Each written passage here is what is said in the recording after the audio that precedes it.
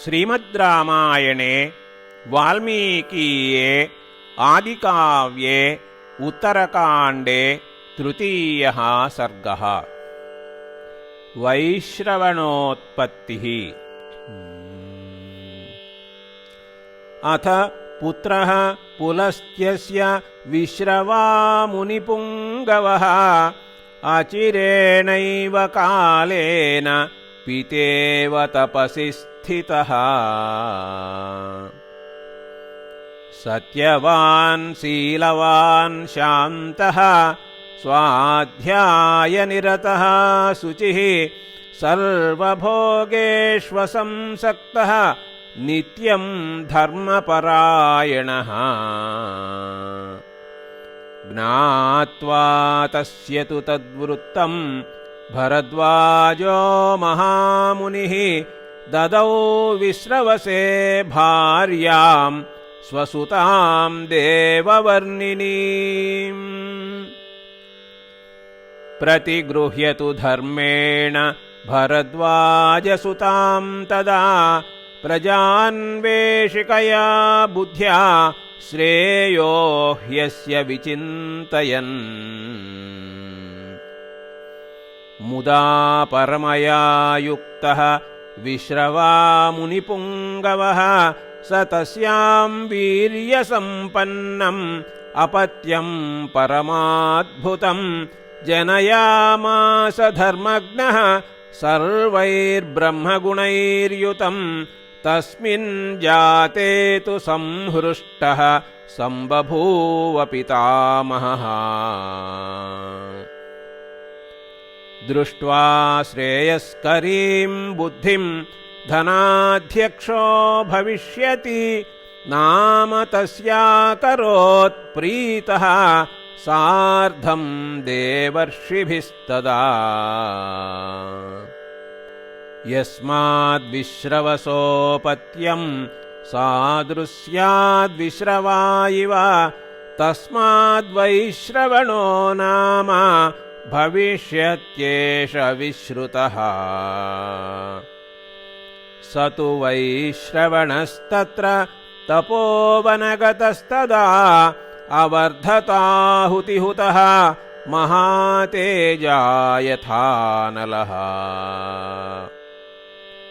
तस्याश्रमपदस्थस्य बुद्धिर्जग्ने महात्मनः चरिष्ये परमं धर्मं धर्मो हि परमा गतिः।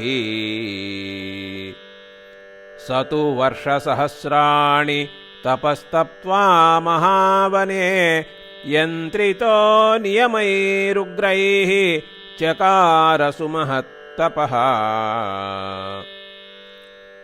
पूर्णे वर्षसहस्रान्ते तं विधिमकल्पयत् जलासीमारुताहारः निराहारस्तथैव च।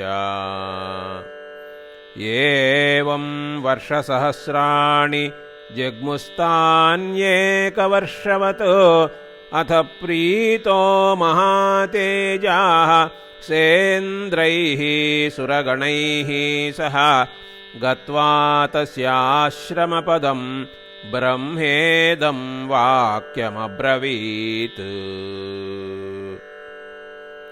परितुष्टोऽस्मि ते वत्स कर्मणानेन सुव्रता वरं वृणीष्व भद्रन्ते वरार्हस्त्वं महामते।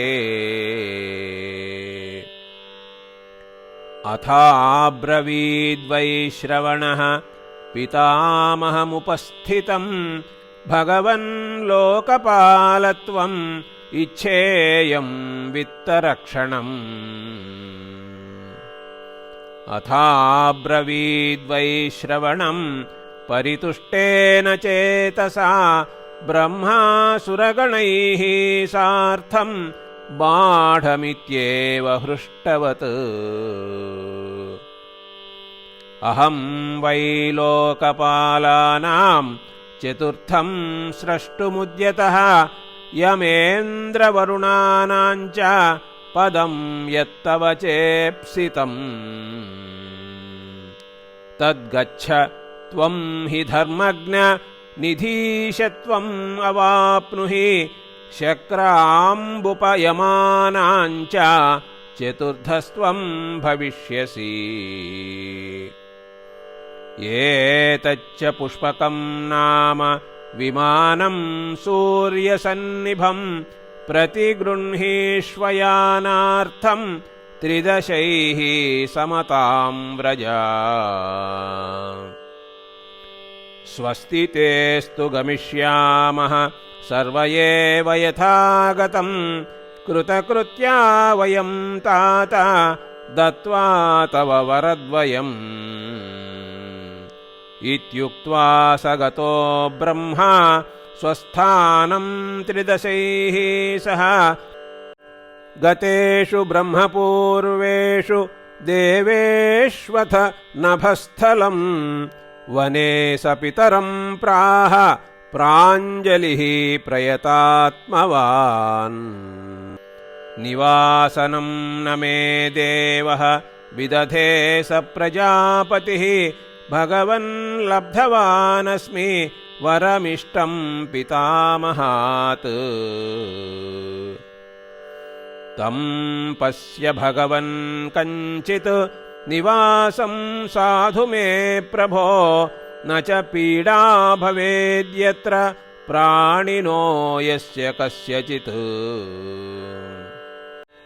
एवमुक्तस्तु पुत्रेण विश्रवामुनिपुङ्गवः वचनं प्राह धर्मज्ञः श्रूयतामिति सत्तमः दक्षिणस्योदधेस्तीरे त्रिकूटो नाम पर्वतः तस्याग्रे तु विशाला सा महेन्द्रस्य पुरी यथा लङ्का नाम पुरी रम्या निर्मिता विश्वकर्मणा राक्षसानां निवासार्थं यथेन्द्रस्यामरावती तत्र त्वं वस भद्रन्ते लङ्कायां नात्र संशयः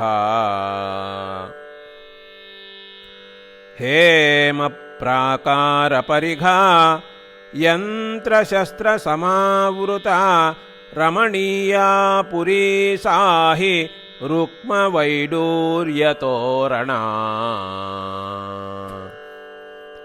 राक्षसैः सा परित्यक्ता पुरा विष्णुभयार्दितैः शून्या रक्षोगणैः सर्वैः रसातलतलं गतैः शून्या सम्प्रति लङ्का सा प्रभुः तस्या न विद्यते स त्वं तत्र निवासाय गच्छ पुत्र यथा सुखम्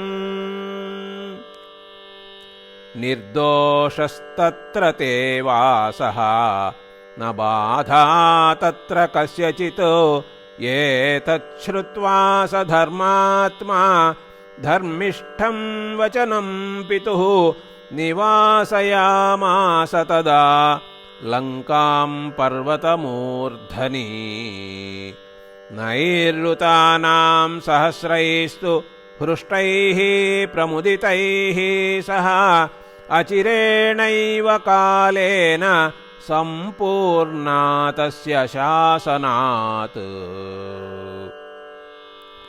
स तु तत्रावसतु प्रीतः धर्मात्मा नैरृतर्षभः समुद्रपरिघायां तु लङ्कायां विश्रवात्मजः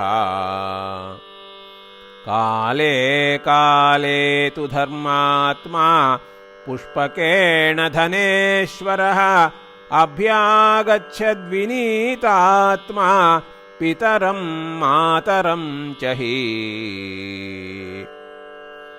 स देवगन्धर्वगणैरभिष्टुतः तथाप्सरो नृत्यविभूषितालयः गभस्तिभिः सूर्य इवावभासयन् पितुः समीपं प्रययौ सवित्तपः